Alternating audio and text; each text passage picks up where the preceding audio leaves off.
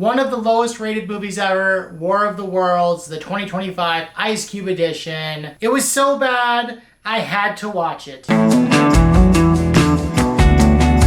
Obviously, 1898 H.G. Wells' book inspired this movie. Honestly, I've seen the Tom Cruise movie like way back when. It wasn't too bad from my knowledge. On Rotten Tomatoes, 4% of the 45 reviews were positive.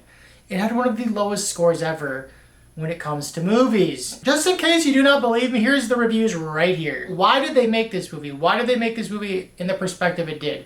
From my understanding, the Tom Cruise one, it felt like you're following a character.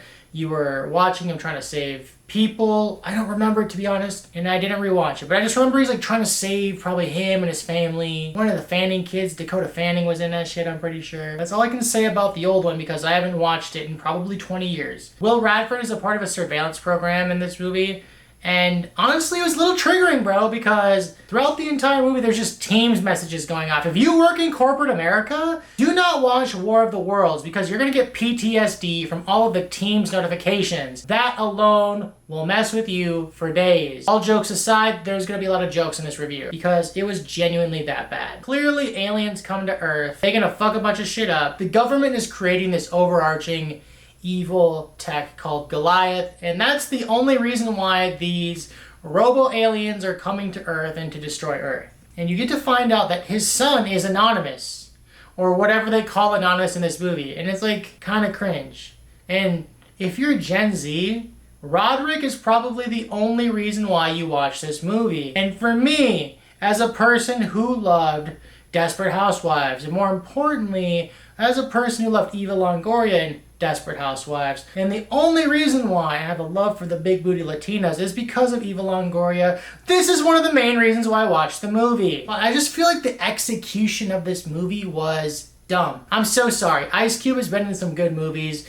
He's a good actor in my opinion. Ice Cube's War of the Worlds will be a cult classic because of how bad it is. Let me explain. It just feels so inauthentic when you're watching this movie. It just doesn't make any sense. Like, why is every single POV of every scene just like a weird, cringy desktop computer POV? And don't get me started on all of the fucking aliens, bro. The CGI was like terrible. It was so bad. And Ice Cube, I do love your music and I do love your movies. But bro, I just felt like he wasn't in his element because he was just in a random room reacting to things without having other actors around. And I feel like that played a large part in why it felt very two-dimensional with his character. When it came to him like being worried about his kid getting like something stabbed through her leg, or worried about his son getting attacked by aliens, and worried about Eva Longoria almost potentially dying from said aliens, it just felt not believable. And I had a lot of good laughs in this movie. If you are interested in movies in general, you should be liking and subscribing right now. Like and subscribe. I will wait right now. Whoever blinks first has to subscribe. Fuck, I fucked it up. Just subscribe, okay? And like the video, alright?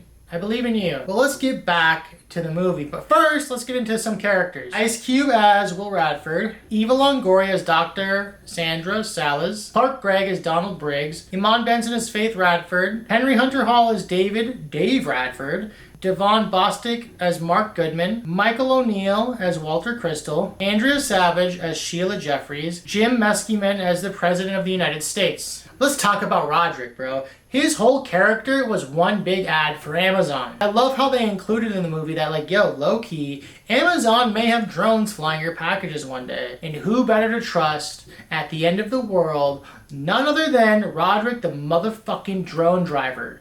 Okay? And they were low-key just bribing homeless people with $1,000 Amazon cards. I'm like, why can't y'all give me a $1,000 Amazon card, okay? I'll flip over the drone. I don't know what's happening. And if the world's ending, why the fuck would you need an Amazon gift card? One thing I will give a little praise when it comes to this movie, I did appreciate what they were trying to do, all right? There's been a couple of, like, thriller movies, and I will put them here because I cannot remember the name for the life of me, this movie and this movie that had similar themes of like mainly just being like a desktop or tech point of view throughout the entire movie. And those movies weren't bad, so I feel like it fell short because of the lack of connection between the characters. and also the lack of action when it came to said characters. Like, not every single scene had to be a shitty potato filmed fucking point of view. Not every single scene had to do that. I think there was maybe like one scene where it was like Eva Longoria in her office, but I'm like, they could have filmed some of the outdoor scenes outside. Like maybe filmed Roderick running around trying to save his little boo thing, you know what I'm saying? It would have given the movie a little bit more depth, and you would have been able to grip onto something versus like just watching something on the desktop the entire time. I just did not like that. I feel like most of the internet did not like that. All I can say is this movie's so bad that I feel like it will be a cult classic because of how bad it is. And at the end of the day, when it comes to marketing, it literally was one of the top movies, if not the #1 movie when I watched it. And I'm curious if like this type of film will create a trajectory of other bad films becoming like on the top 10 when it comes to streaming services. Because I'm not gonna lie, it took me 2 entire watches to watch it through. I watched like about 75%, stopped it because I wasn't that emotionally invested in it, and I finished it